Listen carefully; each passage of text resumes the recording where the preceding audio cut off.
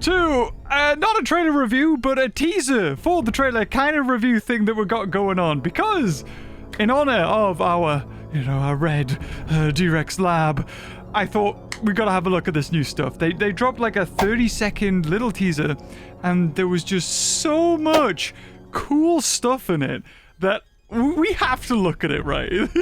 And I've kind of been optimistic when it's come to Rebirth. We had Dominion. It was, my feelings about that movie are out there. But Rebirth, and again, it was a lot of buzzwords with Rebirth, but wow. All of this looks so cool. I mean, there's going to be, I don't know. Okay, let's just get into it. So first off, we got the shot of the Mosur breaching the water, and we'd seen that in, I think, the Empire article. We had a big piece on that on this channel on the video, like reviewing that whole article, but seeing it, and my God, is this thing absolutely ginormous. It's bigger. It's bigger than the one in Jurassic World. Like, if you remember, we compared that to the size of the great white shark it was eating, and then you could sort of calculate how big a great white shark is, how big this thing is, and just, I mean, there's no comparison. Really, this is ginormous. It's probably the same size, if not bigger, than the Mosur we saw there. And the way it acts, it's almost as if it's using, killer whales, they spy hop to check to see what's on the surface of the water. And it seems like that's what it does. It breaches, looks to see the ship, and it, when it's attacking, you can see Scarlett Johansson or Zora Bennett and Henry Loomis here, it knows. It knows to go for the front of the boat. It's seen them there. And just some amazing shots of it missing it just by a little bit. Maybe they managed to steer the boat a little bit away from the Mosur as it lunged over. Of course, Dr. Henry Loomis proves his mettle there and saves Zora Bennett against his, better judgment of just, maybe I shouldn't lean over towards the thing that could eat me. But you know what? He's a true trooper. But like that scene alone, beautiful. It sort of restored my confidence with the set pieces and the action that we're going to get from this movie. If anything, it's going to be action-packed, and it's going to have a lot of cool scenes. That's the main takeaways I got with Jurassic Park 3. It's like, and there were some cool scenes in there, the Pteranodons, the Spinosaur. If anything, if it's terrible lore-wise, if it's terrible story-wise, I'm gonna get to see some kaiju-sized dinosaurs. And then, look at that! Look how big it is! It's so huge! It's awesome, but that's not the best. Is there a best? Yes, there is. But we get on the next scene. We saw this with the classic Jurassic teaser that they posted on the Jurassic World YouTube page. But this is the T-Rex swimming to the boat. Now, we see previously, this obviously follows the last river scene where the T-Rex roars at one of the Delgado children. And then they obviously all get into the boat and start to paddle away. But the T-Rex chases after them, dives into the water. That obviously catches them a lot off guard. You can see the father at the head of the boat there looking like, where is it? But it's actually behind them. I don't know why you'd be looking in front of you if, it jumped in behind you. But hey-ho, maybe he's just expecting it to, get ahead of them.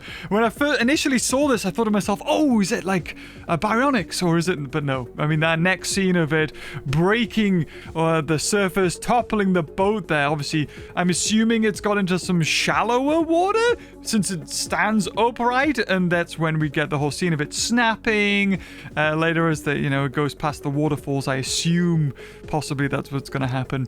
I've seen people comment this T-Rex looks way more like the Jurassic, and I have to agree. If you just look at this shot alone, it's the Jurassic Park T-Rex. It's got the angry eyebrows that the Jurassic Park T-Rex has, those big, I don't know, just like angry V's, basically, make it more monstrous. And that kind of goes against what Gareth Edwards, the director, said. He wanted to change the direction, the art direction of this T-Rex because it's a little bit different.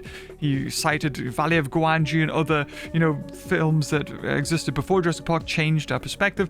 But I don't know, man. This, with its giant, wrinkles down its neck and everything, maybe I think probably it's a mix of the Lost World book with Jurassic Park T-Rex, because that had a lot of wrinkles. And I mean the ILM, the Industrial Light Magic, the 3D model, not the maquette and the animatronic, because that one looked very different. This one is angular, it's boxy, it's almost got like a little smirk there with the side of its jaws. But we got a look at the lab. Oh, yes. And we can see they're taking pride of place. This is the start of the movie, a bit like Fallen Kingdom had its amazing, like, stellar start of the T-Rex chase scene. We have this as Jurassic World Rebirth's version of it, and it just looks so cool. We're gonna see quite a bit of this. I mean, all of these clips are coming in the trailer that has been revealed to when we're gonna see it, and I'm glad that we get this. At least we now know that we're not gonna wait another week for a trailer.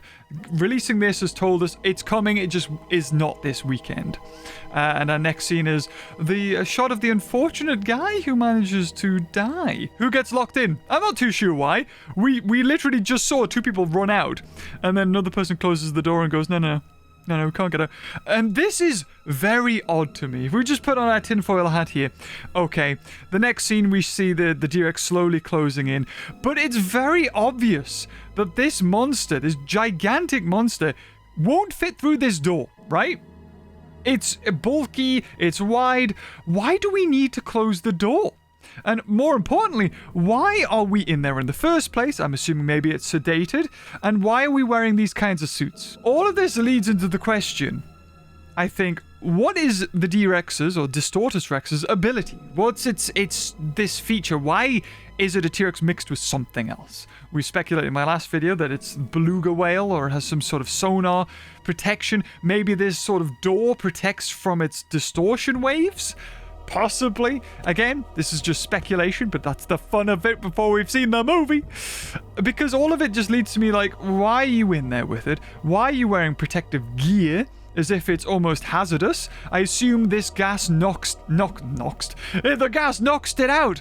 And that's why we have this getup, because we can get in there while it's, sedated. Obviously, it woke up a bit like the Indoraptor, I suppose. Testings, maybe similar time periods. That's all lore-wise. But yeah, the fact that we're closing a door that it definitely can't get out of. We see it grab the dude, and it turns him upside down. Very odd. And apparently in the previous article, not the Empire article, I think it was Entertainment article, they said that this thing has a voracious appetite. Something like that. But it's so weird to see it grab it, turn it. Obviously, this is all a director's choice to make us feel unsettled.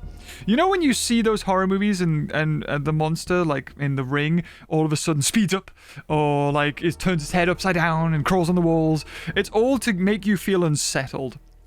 And I think this is another choice. Like, you expect him just to get grabbed and pulled back, but you don't expect him to get turned around. Maybe he gets shaken. Maybe other things happen to him. But from what we see of this bit, I think it's a lovely little character there that we're seeing of this creature. Maybe it's checking out what this thing is, what this person is, before it devours them and does those head shakes that we've seen in the toy. And finally, we have the release date for the trailer. New trailer on Tuesday. My God, it's been a long time, and I'm glad that maybe they're just sort of rocking up. They're really putting on the gas, putting the pedal to the metal. American sayings out the way. Really close to the release date. Maybe that's a new type of thing that they're trying, because I think before we saw a bit of staggered promotion, whereas now we're seeing it. We're approaching the late May, getting to June, and this releases at the start of July. I think it's July 2nd. So within a month of it releasing, maybe we're going to see a big push. The toys are starting to hit shelves. We're going to see a trailer in a second. Basically, blink and it'll be here, and it's going to look amazing. I can't wait. But anyway, guys, I'll not hold you any longer, because there's nothing else to see here, right? We can speculate a little bit more, but you got busy things to do. It's 2:30 in the morning for me, as I was painting this guy. I'll throw him up. My apothecary. Really getting in on the reds. Maybe that's what summoned this. I was really painting that red cape. Like, come on, I just got the shadows. And now we're here. But anyway, guys, if you enjoyed this video, you're hyped for Jurassic World Rebirth, subscribe to the channel, like the video, leave a comment. Did you enjoy? Engagement, right, guys? But I don't care. If you didn't like it, dislike the video. It's up to you. You're completely free to make your own choice. But until next time, I'll see you guys in another video. Oh, sorry, if you're members, I just posted a specific little post on an upcoming project that I've been working on for weeks at this point, on and off. So if you're a member, go look at posts. And if you're not a member, yeah, what could I say? it's on Discord if you want to see a high quality version of it. And you just have to link it. But anyway, I'm like yabbering. If you enjoyed the video, I'll see you later. Bye-bye.